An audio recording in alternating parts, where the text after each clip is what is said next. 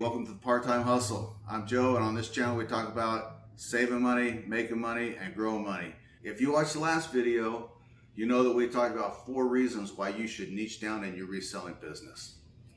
Stick around and watch this video, and I'm going to give you 4 things that you might want to consider to help you decide which niche you should be in.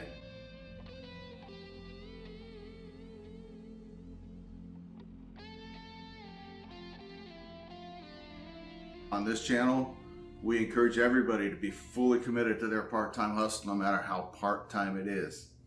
Today, we're going to talk a little bit about niching down in your reselling business. I'm going to give you 4 things that you might want to consider to help you choose the right niche for you. One of the first things that I would say you should consider when you're trying to find the right niche for you is, what are you interested in? Ideally, it would be, what are you passionate about, but we don't all have that luxury. But it should be something that you're at least interested in, because it takes a lot of time and a lot of effort to learn everything you need to know about a particular category of used goods to sell in order to get really good at it. And if you're not at least interested in the niches that you're looking at, it's going to be hard to put in the time that it takes. What you're interested in will largely depend on the life that you've lived. If you grew up in a home that was very sports orientated, you played sports through junior high school, college, maybe you have kids now, you coach their softball team, their little league team, perhaps used recreational sporting goods would be a good niche for you to choose. If you grew up as a gamer and all of your buddies play video games still, maybe that would hold your interest and you should consider that for a niche. Me? I was a commercial fisherman when I was younger, up on the Oregon, Washington coast. When I wasn't fishing, I was in the woods cutting firewood or four-wheeling in my old International Scout. Durable work clothes has been something I've always been interested in. I like to look nice and I like to have clothes that will last. So I've kind of chosen that as a niche. I'll give you an example. I'm going to talk a little bit about some of the things I bought recently. I bought these they're Wranglers, which isn't necessarily a great brand, but these particular pair are very durable, thick denim jeans. The knees are doubled. If I were still living in Oregon and going out and cutting firewood every fall to burn in our wood stove, I could buy a pair of these and I could wear them for years and years and years. Be comfortable, look nice, be durable. So that's part of what has directed me as I've chosen a niche. It's just my life history. So think about what you have enjoyed throughout your life. Think about what you're interested in. That might be the first thing you want to consider when choosing a niche to resell in. The next thing I would encourage you to consider is whether or not you have any built-in or natural or inherent advantages when it comes to any particular category of reselling. We can back up again and look at that guy that was an athlete all his life and now he's coaching his kids softball and soccer teams and stuff. He's always been interested in sports. He's going to have a natural advantage in that he's got a lifetime of knowledge. If I go into a thrift store and I see the barrel over there by the sporting goods section that has a few baseball bats in it, they might have 5 bats in there and one of them might resell for $80 or $90. Baseball bats, softball bats, they do okay, but not all of them. And I would have to look at each bat, look it up. Maybe I'd make a mistake. I recently bought a bat. I thought it was a softball bat. It turned out to be a Little League baseball bat. The two are not the same. The values are not the same.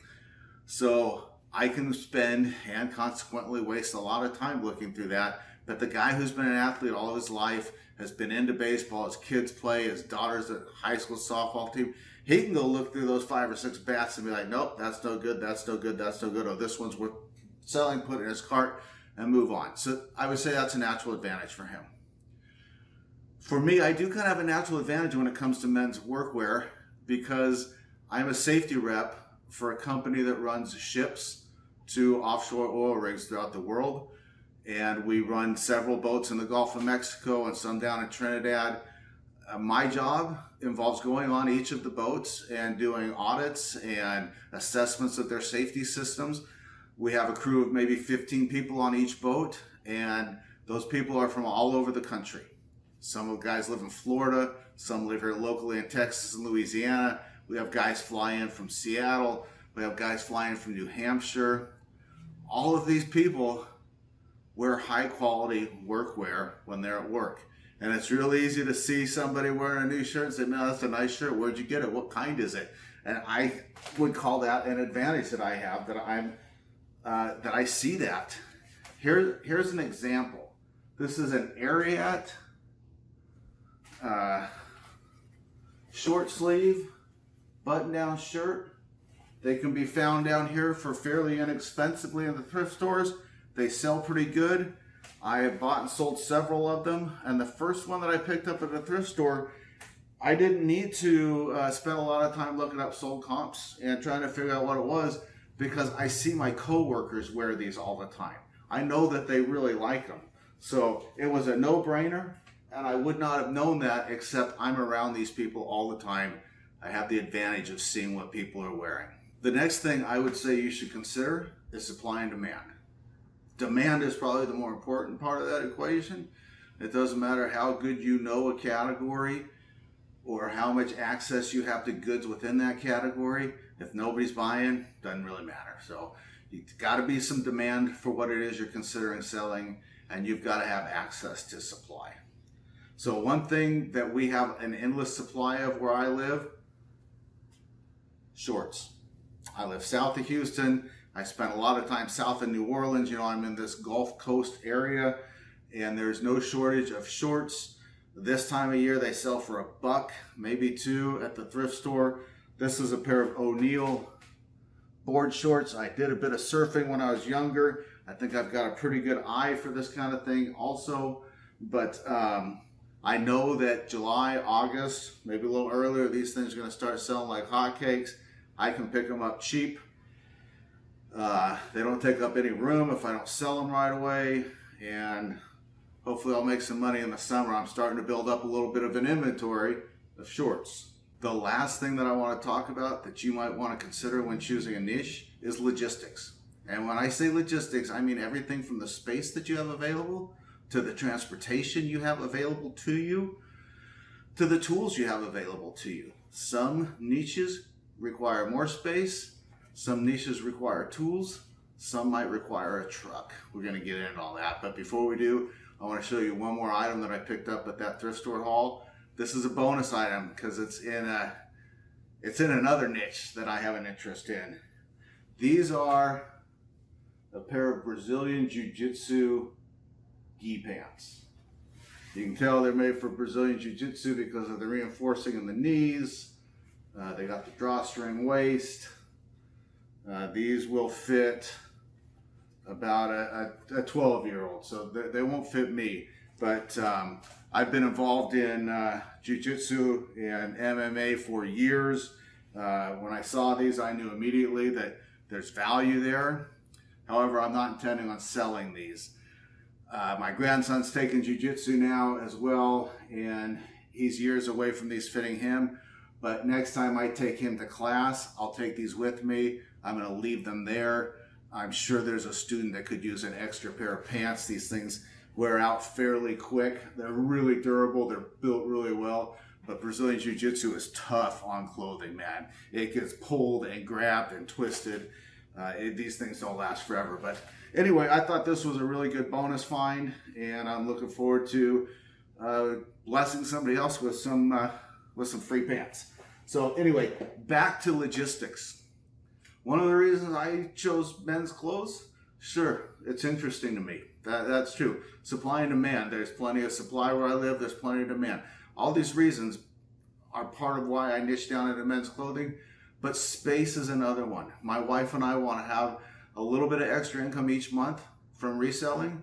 We don't want it to take over our whole house, though. We've got one small spare bedroom we're using, and I can fit plenty of clothes in one small bedroom. Now, I did hear recently about a guy who buys old washers, dryers, and parts them out and sells the parts. You gotta have some space for that, man. You gotta have a truck, you gotta have a garage, a shop, tools, a whole different ballgame.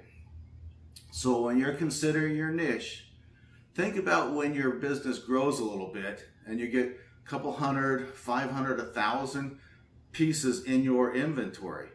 Do you have the space for it? Do you have the right vehicle to go get whatever it is that you're thinking about niching down in?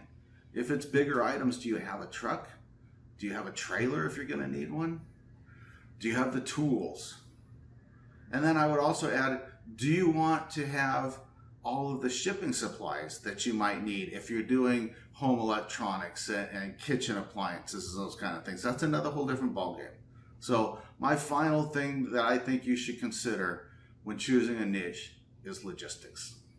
Hey, if you stuck around this long, I really appreciate it. I hope you liked the video. I want to show you something real quick before I let you go. See this? It's a mouse. See this? That's all it takes to like and subscribe to this channel. So please consider doing so. Before I let you go, I want to leave you with a quote. It goes like this: most people don't recognize opportunity when it comes because it's usually dressed in overalls and looks like a lot of hard work. And that's attributed to Thomas Edison.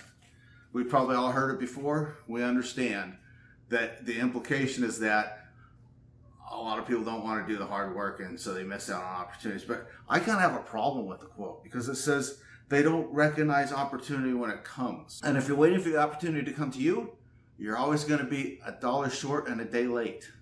Go out there and make your own opportunities. We'll see you next time, guys.